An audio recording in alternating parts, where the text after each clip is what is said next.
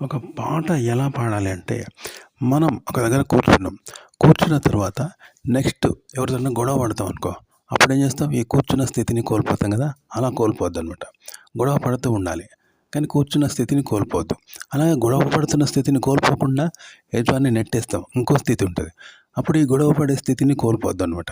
అట్లా. నెక్స్ట్ నెట్టేసిన తర్వాత అటు ఇటు చూస్తాం అనుకో, అది చేసినప్పుడు కూడా నెట్టేసే స్థితిని కోల్పోవద్దు. ఇట్లుండాలన్నట్టు. ఏ స్థితిని కోల్పోకుండా ఇంకో స్థితిని చేస్తూ ఉండాలి. ఇది సినిమాలలో సన్నివేశాలు ఇలా చేస్తారనమాట. మీరు ఒక విషయాన్ని చెప్పడం కూడా ఇలాగే చెప్పాలి. మొదటి స్థితిని కోల్పోకుండా రెండో స్థితిని కోల్పోకుండా మూడో స్థితిని కోల్పోకుండా నాలుగో స్థితిని చేయాలి. పాట అయినా ఇలాగే పాడాలి. అలాగే మీరు ఒక కంటెంట్ క్రియేట్ చేసినప్పుడు సన్నివేశాలు ఊహించాలి కదా! ఇప్పుడు సినిమాల్లో ఎలా ఊహిస్తారంటే, ఒక అమ్మాయి నేచురల్‌గా ఆడవాళ్ళు ఎలా ఉంటారు?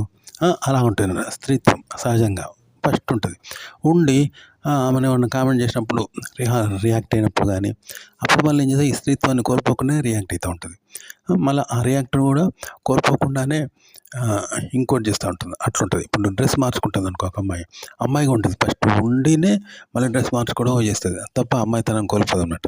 ఆ డ్రెస్ మార్చుకొని ఉంటూనే మళ్ళీ డోర్ పెట్టడము, లాక్ చేసుకోవడము అలా ఉంటుంది. మూడోది ఉంటుంది. నాలుగోది ఏముంటుంది? నాలుగోది మళ్ళీ షవర్ స్టార్ట్ చేసుకోవడం ఉంటుంది. ఇట్లా ఒక స్థితిని కోల్పోకుండా ఇంకో స్థితి కోల్పోకుండా ఇంకోటి. ఇట్లుంటుందన్నమాట. ఇలా ఉంటే రక్తి కడుతుంది. మీరు ఊహ కూడా ఇలా చేయొచ్చు. చెప్పడం కూడా ఇలాగే చెప్పాలి. ఒక కంటెంట్‌ని కెమెరా ముందు.